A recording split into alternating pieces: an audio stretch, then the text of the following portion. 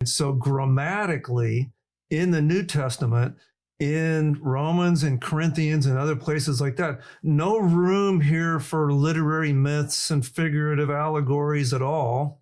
So theologically, we're in very, very deep yogurt if we make Adam a figurative literary device.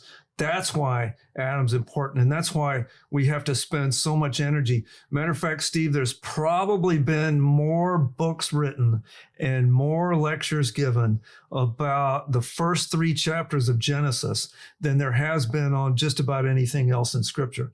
And so that's why it's important. The New Testament explanations of salvation have their beginnings way back here in Genesis. We have other clues in Genesis that tell us that it's just not written as a myth. For example, in Genesis chapter 2, verses 10 to 14, there's a passage in here that talks about the rivers that are near Eden.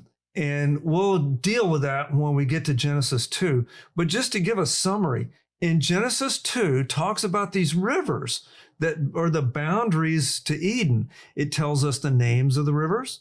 It tells us how many rivers there are. It tells us what direction they flow. It tells us what lands border the rivers. It tells us what type of stones and minerals there are. It tells us the quality of the stones and minerals there are. So passages like that are communicating facts and data. If we read passages like that are again right here in the story of the creation days and the creation of Adam and the fall, then there's no theological, allegorical point here. There's not a hidden symbolic meaning behind the names of the rivers or things like that. Sure, you can draw some spiritual applications to these things, but it doesn't read like an allegory. What you're pointing out, Glenn, is what draws us to the type of teaching that we have been felt to call to and what we enjoy doing, which is this verse by verse teaching, expository style through Scripture.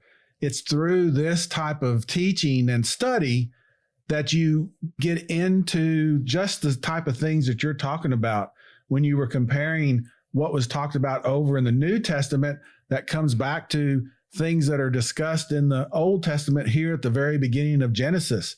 And if you have a study that just starts out in the New Testament, you can get the gospel out of it and you can get the gospel message and people can come to salvation through that.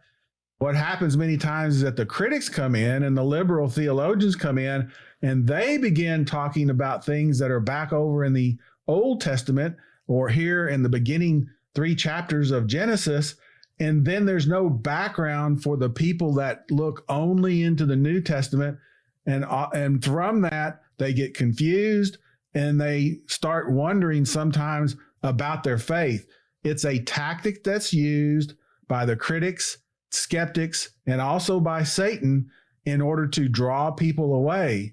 So as you pointed out many times, you can come up with these type of things until you have to actually deal with the text. And so by us dealing with the text through all of these books that we're going through, it lays just a tremendous, tremendous foundation for one's faith. So just to summarize what we've covered in this first session is that Genesis is a multifaceted book. It has a lot of theology theology proper about God. It has the beginnings of what we have to deal with in the New Testament, namely that we're separated from God and God works in the world and he's working through nations and he has grace. He has judgment. He is in control of things. All of that is established way back here in Genesis. The reconciliation at the end would really not have the balance and the meaning that it has if we didn't have these first chapters of Genesis. We have this great piece of literature.